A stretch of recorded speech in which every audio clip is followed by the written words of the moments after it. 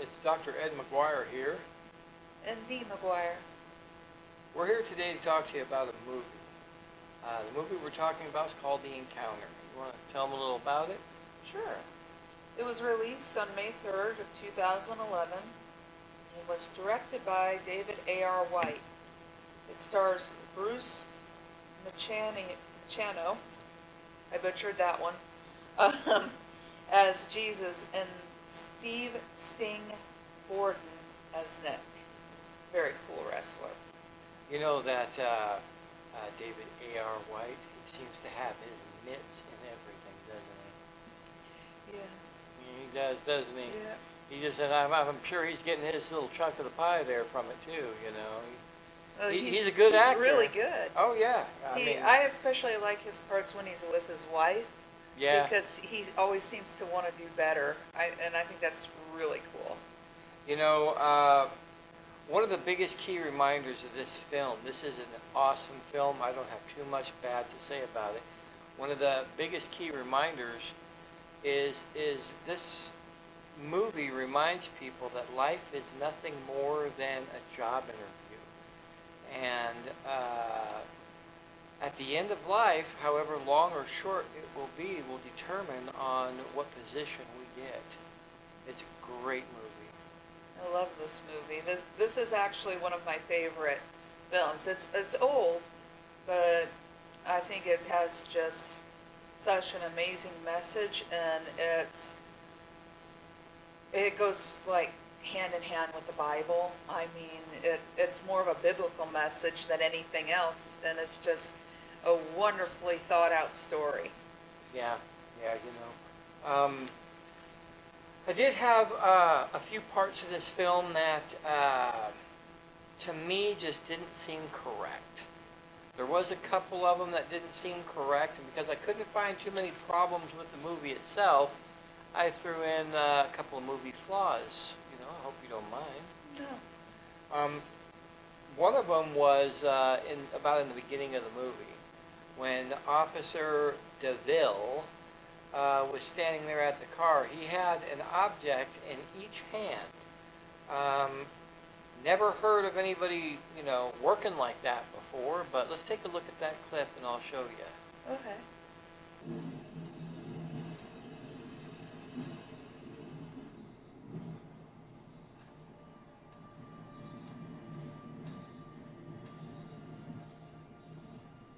I'm afraid you're going to have to turn back, sir. The road's out until further notice. The detour told me to go this way. It's not like we planned these things. Any idea how long it'll be before they open the road? Yeah, not until some bureaucrat, the State Highway Administration, gives it the all clear.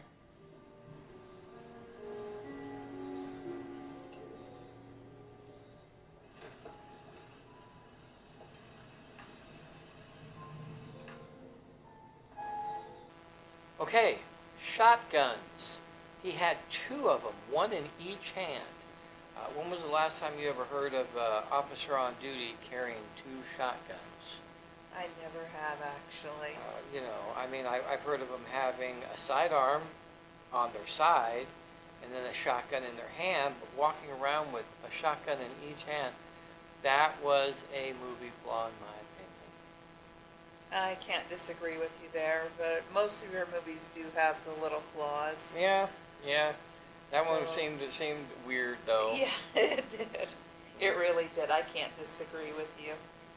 So, one of my favorite parts is Hank, played by Jamie Nito, and is showing the power of prayer. And let's look at the clip. I can save your marriage. How can you save my marriage? All you have to do is ask me.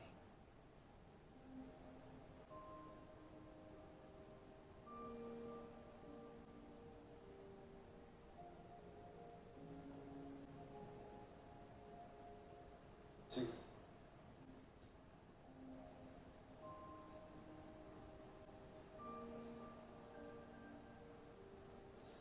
Save my marriage.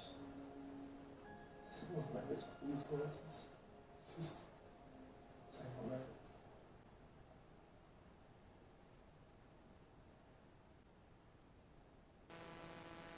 So he asks for God or for his Lord to save his marriage, and I thought that was just an amazing message to send out. And you know, it just is really a great thing. In Philippians 4:6-7, don't be anxious about anything, but in everything, by prayer and supplication with thanksgiving, let your requests be made known to God. And the peace of God, which surpasses all understanding, will guard your heart and your minds in Christ Jesus. So I just thought that was a great message, and it really does go hand in hand with what the Bible teaches. Yeah, that was a good part, wasn't it? I got to tell you, not from my trying, I did not find many parts of this movie I did not like.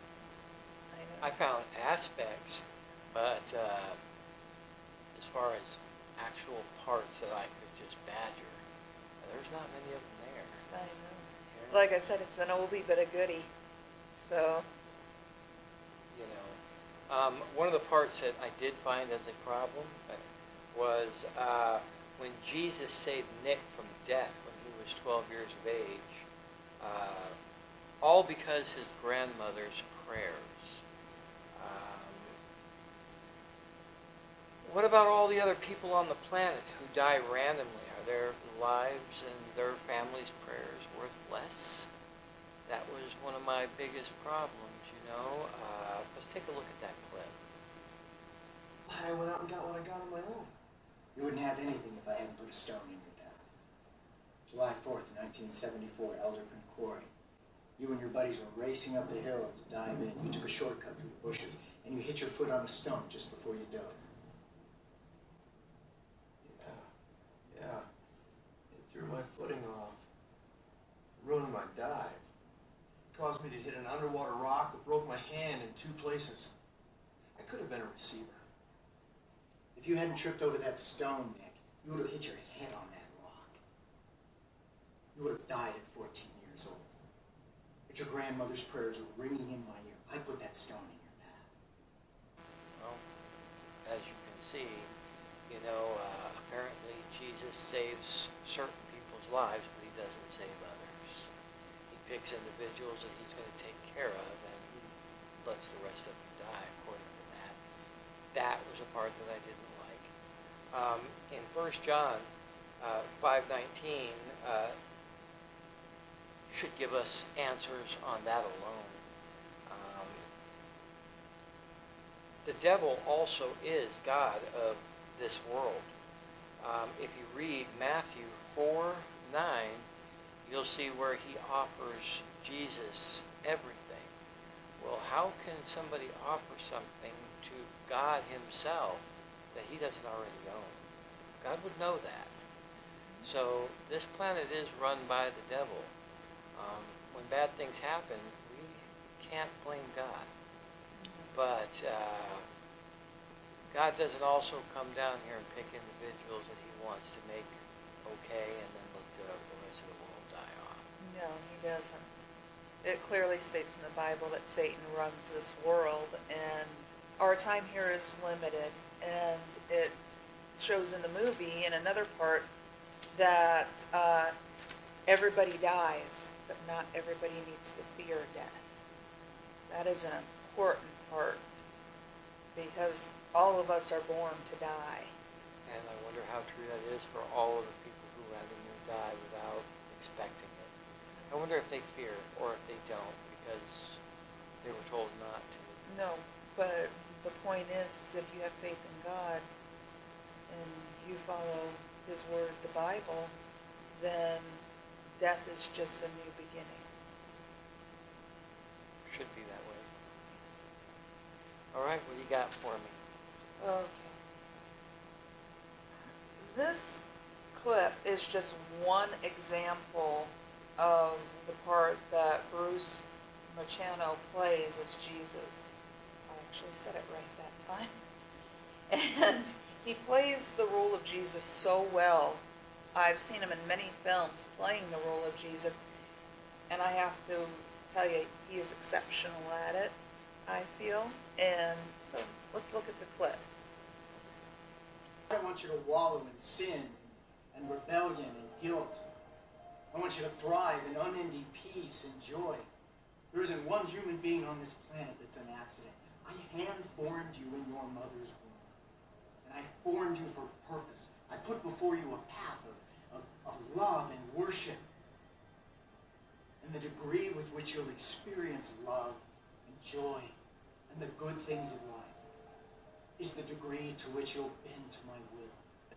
Everyone dies, Nick, but not everyone needs to fear death. If you abide in me, you'll be stepping free from this fallen world and into glory. See what I'm talking about? He just plays that patient teacher so well. I like his characteristics in almost all the movies. He's such a gentle-souled kind of guy. I mean, I don't know how he is in real life, but in his movies, he is just so understanding, so loving, so forgiving. He plays Jesus, I mean, phenomenally well. Yeah, and I picked this because I picked this clip because I thought it really showed a nice wide spectrum of that. I thought, wow, it's kind of like how you feel like Jesus would be. Yeah, or you'd hope that he would be. Yeah. You know? Yeah. So. You know, another part of the movie that I didn't like was the part where everybody took forever to believe that he was Jesus. You have this guy telling you every little intimate detail of your life, explaining it to you, and showing you all the things that you've done and all the things that you will do, and telling you about your future and telling you about your past that other people don't know and nobody knows. Yet it takes almost the entire movie for certain characters to accept the fact that it is Jesus. Yeah. And one of them was willing to die rather than accept him into his heart. That I guess is common. I mean, I'm sure there's a lot of people out there who would rather just die than accept it. But the other people were self-proclaimed Christians their whole lives. One of them was a Sunday school teacher, the whole 9 yards, and yet they didn't accept it. They couldn't see it. I didn't get that. Well, it's hard to accept when when I do things wrong, at times it's hard to hear and accept that I've done something wrong. You know, I want to be right. You know, a lot of us have this overwhelming need to be right all the time, but that's not the way it is. We're wrong more often than we're right, and sometimes it's just really difficult to admit when we're wrong. I guess even to the creator of all things. Yeah. Yeah.